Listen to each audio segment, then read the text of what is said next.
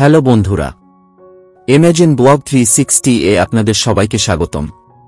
আজকে আমরা নিয়ে এসেছি একেবারে ইউনিক কন্টেন্ট, পশুপাখিদের শরীরে তাপমাত্রা নিয়ে কিছু মজার ফ্যাক্ট। তো চলুন আর দেরি না করে শুরু করা যাক। মানুষ থেকে পশু, কে কত গরম? আমাদের শরীরের গড় তাপমাত্রা হল 98.6 ডিগ্রি ফারেনহাইট বা 37 ডিগ্রি সেলসিয়াস। কিন্তু জানেন কি, আমাদের আদরের বিড়াল আর কুকুরের তাপমাত্রা আরও বেশি।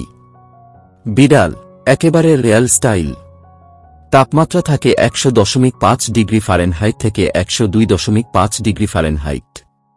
কুকুর, এদের তাপমাত্রাও 101 ডিগ্রি ফারেনহাইট থেকে 102.5 ডিগ্রি ফারেনহাইট।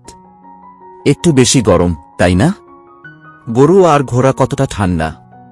গরু 101 ডিগ্রি ফারেনহাইট থেকে 102 ডিগ্রি ফারেনহাইট, একেবারে স্ট্যাবল পারফর্মার। ঘোড়া 99 ডিগ্রি ফারেনহাইট থেকে 101 ডিগ্রি ফারেনহাইট।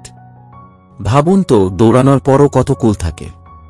পাখিরা সবসময় গরম থাকে। মুরগি 105 ডিগ্রি ফারেনহাইট থেকে 107 ডিগ্রি ফারেনহাইট, একেবারে হটস্টার।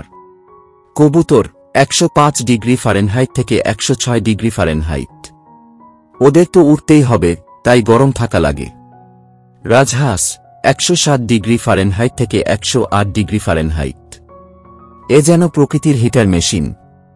কেন এত পার্থক্য? পাখিদের তাপমাত্রা বেশি কারণ ওরা সবসময় ব্যস্ত, উড়ছে, দৌড়াচ্ছে।